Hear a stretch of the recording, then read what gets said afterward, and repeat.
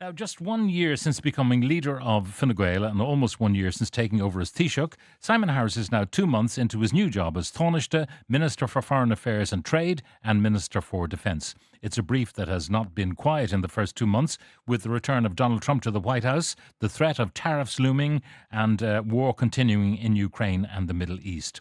And all of that is against a background of significant issues in getting the 34th Dáil up and running.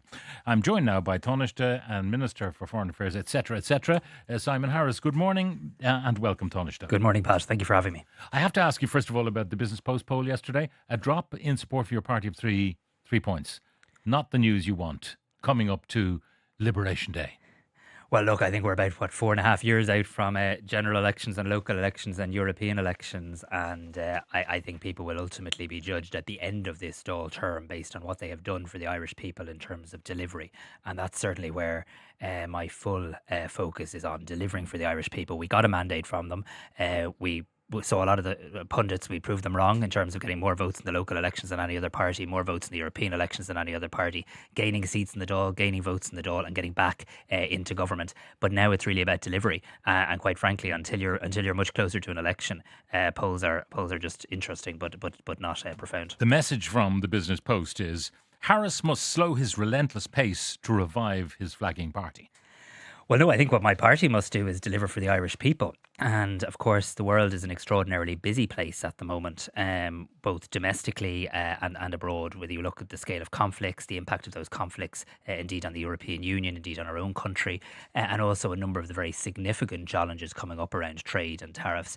I've no intention of slowing down, I can assure the people of that. But what I certainly do intend to do is ensure when I talk about new energy, it's not just new energy in terms of campaigning, it's new energy in terms of delivering for the Irish people. And I've said to all my ministers, all my new TDs and senators, delivery for the Irish people is at the heart of what we must be about. Okay, delivery normally means resources. You have to spend the money to deliver. With these challenges from the United States, I mean, the threat of the reality of tariffs from Wednesday, in addition to those already imposed, the threat to our pharma industry, which is very significant as an employer, the threat to our tax base, because it may well be that Trump wants to onshore more of the taxes that are currently paid in Ireland. I mean, this is not going to be easy to deliver on the programme for government if the resources are threatened. Well, look, what I want to say to the listeners is this. I mean, we're certainly about to enter a period of extraordinary economic turbulence, not just in Ireland, not just in Europe, but around the world. There's no doubt that President Trump has a view of the world and intends to endeavour to impose that. What I would say to people, though, is this. We are approaching this from a position of strength, a position where we've full employment in Ireland, where we've been running budget surpluses, where we've been setting aside money into rainy day funds. You remember Fine Gael used to get criticised for putting money into the rainy day funds. I think we'll be very glad that we've established that buffer now. And we're also, and I say this very respectfully to our colleagues in the United States, I think people are going to realise in time that the world's a lot more interdependent than perhaps President Trump suggests from time to time. Yes, there's a lot of companies that have located here in Ireland. Yes, we have benefited from that. But as I consistently say, they haven't come here for the weather. They're here because this is a good location in which to do business. And about 60%, 50 to 60% of what they're producing here in Ireland is being exported into the European Union. And of course, that's a key market. That's a benefit to the American economy. So what we need to do in the days ahead is stay calm, stay measured, work at a European level, and be strategic and coordinated in how we respond, because tariffs are not good for anybody. And I think the laws of economic gravity will prove that in time. But it might take time for Trump and his cabinet to learn those lessons. I recently just come back from Australia, and over there, the pharma industry is being threatened by the United States. I mean, it's quite extraordinary, the reach that the United States feels it has over the world in general. I mean, most recently, you probably heard he wants the abolition of DEI policies in companies that are doing business with the United States, even if they're based in Europe and subject to European law. Yeah, look, this is crackers. I mean, I think the job of us in Ireland and the job of us in the Irish government and the job of us in Europe is not just to become commentators on the United States for the next 4 years. That would be exhausting and it would be counterproductive. What we need to do is control what we can control. And the reality is this.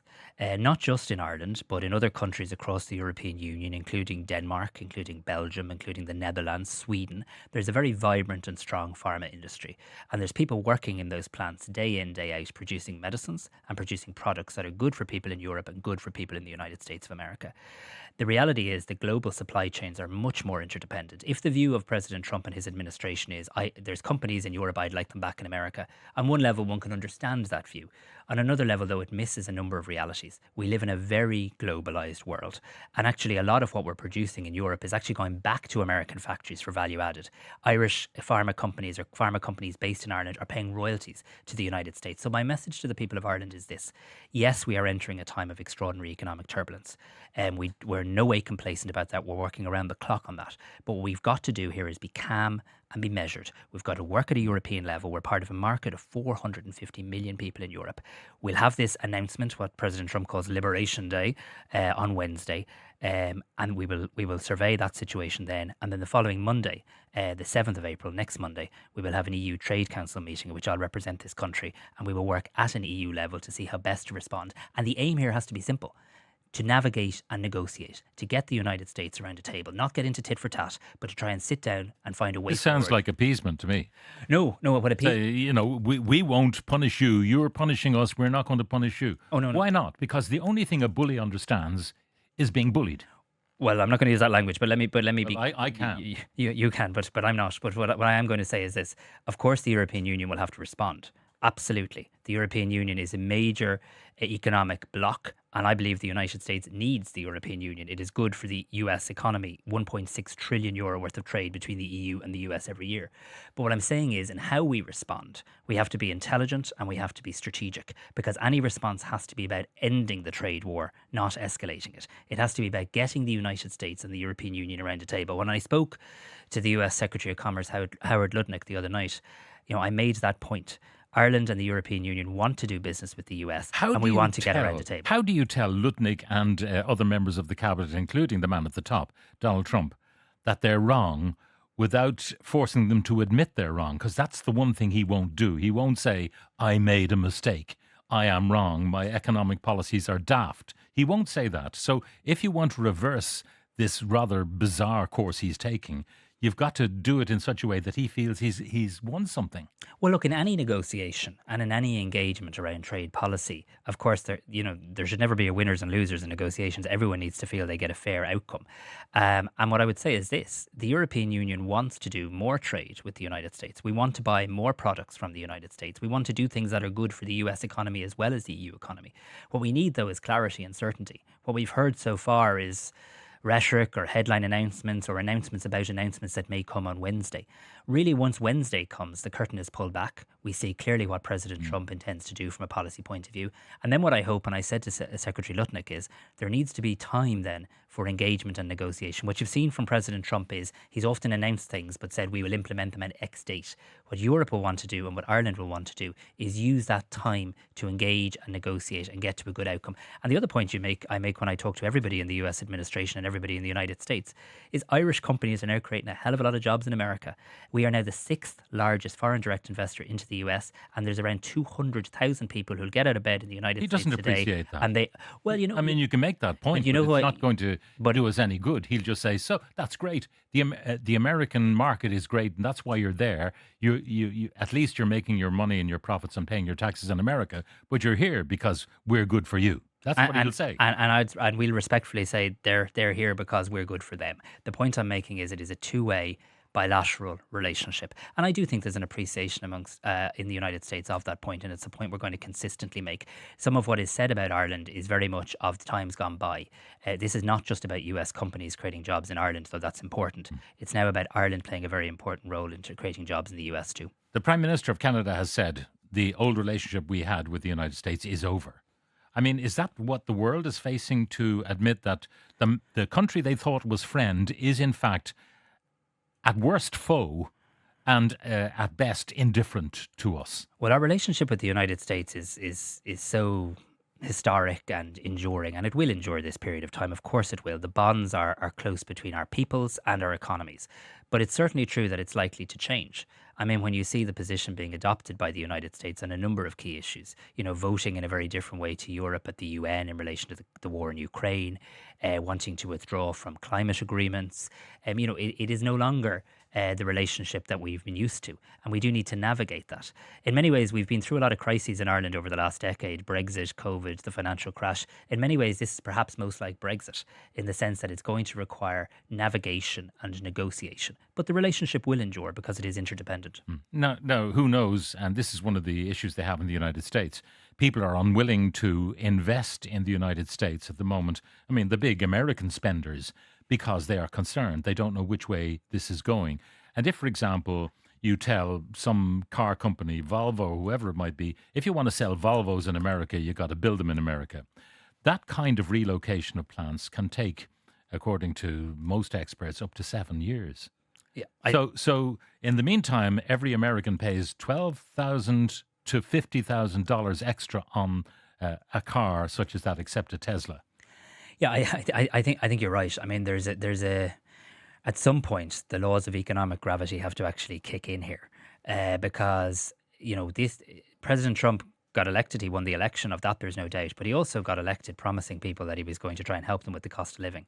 And what we definitely know is tariffs push up the price of goods, the price of services. He has also said he doesn't care if Americans have to pay more for their cars, which seems like an odd message to be passing on at a time when he promised to lower prices. Yeah, so I think there's two things here. I mean, firstly, we have the huge level of uncertainty that you rightly allude to, where we have yet to see the detail of what President Trump intends to do in a number of areas. We have announcements about tariffs that have yet to kick in, but will in the coming days. We have a new raft of tariffs likely to be announced on Wednesday. When they will kick in, we don't know. And my message, and the message of the Irish government, is quite straightforward. Please provide the clarity in terms of your policy intent, and then let's sit down around a table with the European Union and let's work a way forward that is good for the people who voted for President Trump and is good for the people in this country and good for the European Union. Now, the question of what Europe can do, I mean, there are American bases all over the place. In Italy, there are many. In Germany, there's one big one, Ramstein, and there's an American presence on British soil and so on. I mean, is it time to get tough with America and say, you are depending on European soil for your strategic presence? It's time to end it. If you're not going to help us, we're not going to help you. I think that would be very escalatory, and I wouldn't like to see us get to that point. But I do think President Trump is not wrong in everything he says. And let's remember this: we do need to take our own security and defence in the European Union much more seriously.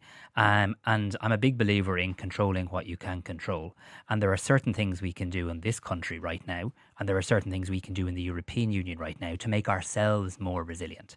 So investing in our own indigenous businesses, acting on the reports that Ireland has championed at a European level, the reports by Mario Draghi on how to make the European Union more competitive, investing more in defence and security, not because we want war, but because we want to ensure peace, increasing the capabilities that Europe has, that Ireland has around radar and sonar.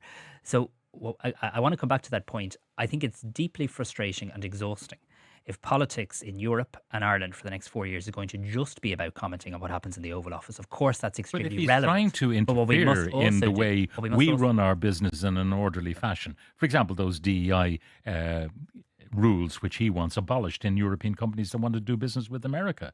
Yeah, and we have to be true to our European values. I mean, we have to be true to European values. I also have a mandate. People right across Europe have a mandate. And we have to be true to our values here. We have to engage in a respectful manner. Of course, we have to recognise the fact that the United States has significant global heft. It absolutely does. But you know what? So too does the European Union. That relationship, 1.6 trillion euro in trade between the EU and the US each and every single year, matters to the United States as much as it matters to the European Union. So this is why we do need to stay calm. We do need to be measured, and we do need to take this in a deliberative, unified fashion. There are certain people in the United States who'd love nothing more than for the European Union to become convulsed, or indeed for Europe to show disunity. That's why it's so important we stay unified, and it's why I'm having a series of meetings with EU counterparts today and really every day this week. Now, Denmark and Greenland, and over the weekend, Trump has said he does not rule out the use of military force to take Greenland. I mean, this is utterly unacceptable to Europe. Of course it is. And really, I think, utterly unacceptable to international law and to the rules-based system in which we live. So why are we trucking with this man who has obviously dictatorial, despotic ambitions? So I certainly don't. I don't buy into that viewpoint. What we're doing is we're doing trade and an economic relationship with the country that we value in terms of that But economic a country relationship. that has ambitions to take a chunk of Europe And by force, if necessary. And obviously, should that arise, and it hasn't arisen, of course, should that arise, of course, Europe will speak with a very clear, united voice in relation to that. Of course, there's a load of issues for military alliances, which Ireland isn't a part of, in relation to NATO and the likes too. But certainly, I'll be talking to my Danish colleague this morning, and no doubt that issue of Greenland will come up in conversation because I know this is causing significant concern in Denmark, and for very good reasons. And I would imagine in Greenland too, where they've just had an election and elected their own prime minister too. So we've got to, but we do also have to, when it comes to the new United States administration, and this is just a reality, we do have to judge them based on what they do and not just what they say. They have a treaty with Greenland which allows them to have, I think, up to several thousand troops and many bases there if they want. But instead of actually, going back to that treaty, they've reduced their forces from a couple of thousand down to a couple of hundred. They could, of course, go back to that treaty and upscale their presence in Greenland without having to take it over. Yeah, So and I've heard my Danish colleague make the point, and I've heard Denmark make the point that of course there is a way forward here that addresses the very legitimate security issues that Europe and the United States feel in the geopolitical world in which we live. But as with all things with the Trump administration, it's how you go about it. We've heard President Trump talk a lot about wanting peace in Ukraine. Who can disagree with that? It's how you bring about the peace. He talks about the importance of Greenland from a security point of view. We understand that, but it's how you address that, and as you say, the legal ways that there are to address it. now, the coalition of the willing that will hopefully reinforce the peace in Ukraine, if and when it happens, Ireland cannot be part of it in some shape or form. Yeah, and I don't mean to be pedantic here. It very much depends on how you define it. So, I mean, Ireland is very clear that we're very proud of the peacekeeping role we play in the world. I'm just back from visiting our troops in Lebanon. Extraordinarily proud of the men and women of Óglaigh na hÉireann and their Where you were track spied record. upon by the Israelis throughout your visit, it would appear, by drone. Well, they certainly kept a close eye on us on our travels, but that certainly didn't deter us from the. I wanted to thank the troops on behalf of the Irish people, but I also wanted to see firsthand the impact of the conflict in Lebanon and the devastation. 4,000 lives lost in the last year, 258 children's lives lost, 15,000 people injured. The most beautiful country from a scenic point of view, and the devastation that conflict has caused. Very proud of the role that our peacekeepers are playing there, and very grateful to them and their families for the sacrifices they're making. Point I was coming back to was this. We have that proud track record of peacekeeping, and we obviously can't jump too many hurdles at the moment because Putin has yet to show any interest in peace. But of course, if we arrived at a point where there was a peace in Ukraine and a need for a peacekeeping mission, of course Ireland can't recuse itself from being a part of that. And in that sense, we'd very much be happy to be part of any peacekeeping coalition. Keeping but not enforcing. Is that it? Likely, yes. And I think obviously the safety of our own troops and obviously our military neutrality being to the fore. Now, the question of investing in our defences, level of ambition 3 is what you want. And that's a technical term for the amount of money you spend, basically. Your coalition partners, Fianna Fáil, not as enthused. Well, I'm sure they are because it's in the programme for government. I mean, the programme for government says let's get to level of ambition 2 as quickly as possible and then plan for level of ambition 3. There's been very good work done over the last number of years in terms of increasing investment in our defence forces, and we're all united in relation to that. Ireland is proudly militarily neutral, and let me assure everybody we've no intention at all of changing that. We really value that. I really value that. But just because you're militarily neutral doesn't mean you're immune from threats. We have a lot of sea, a lot of coastline, a lot of waters around our country, and you need to know what happens under those seas and what happens above those skies. And we don't at the moment. Well, obviously we do have ways of knowing that, and Ireland is plugged into a number of mechanisms, but we certainly need to do more. We need to do more in relation to our radar capacity, our sonar capacity. We need to invest more in the men and women of Óglaigh na hÉireann. And I'm very determined, and I welcome the fact that there's significant public support for this, that you can invest in defence and security whilst remaining militarily unaligned, and that's exactly what we're going to do. And that was indicated in the poll, in the Red Sea poll yesterday. The question, I don't know whether you saw that report from Patrick Bury, wargaming, if you like, a scenario where Russian ships would be over our cables, the 20 cables that come into Ireland with data, which is the lifeline of the whole globe. What we could do about it if there was a reported Russian submarine in the area. So I obviously don't overly comment in relation to security measures for obvious reasons, other than to say Ireland is very alert, as is the European Union, to the importance of undersea cables, and we obviously have a number of mechanisms and partnerships in place already. But I do want to do more in terms of our capabilities, and I've been very clear in my instruction to both the heads of the Defence Forces and the Department of Defence that the normal kind of build up an L business case and go to procurement and everything truck along and take far too many years won't suffice in relation to this situation. We need to be much more proactive when it comes to garnering those capabilities. Do we need to accelerate to level of ambition 3 more quickly? So we have to be truthful about this. If you had all the money in the world today, you wouldn't get to level of ambition 3 because it is about, you wouldn't get to it quickly because it is about layering up.